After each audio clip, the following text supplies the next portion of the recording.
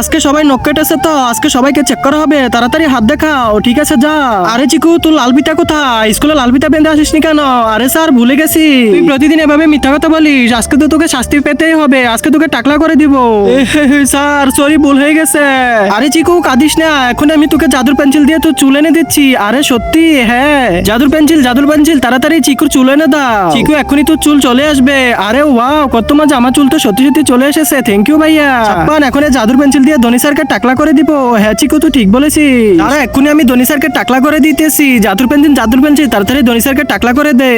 আল্লাহর নামটি দেখে যে ভিডিওতে লাইক করে চ্যানেলটা সাবস্ক্রাইব করে দিবে। হে আল্লাহ, তুমি তার সব মনের আশা পূরণ করে দিও। সবাই কমেন্টে বলো আমিন। আরে বাচ্চারা, তোমরা হাসতেছো কেন? কি হয়েছে? টাকলে কো দেখা তো এসা লাগা। আরে এরা কি বলতেছে? আরে বাবা, আমি টাকলা হলাম কিভাবে? এখন কি করব? সবাই আমাকে দেখে হাসতেছে।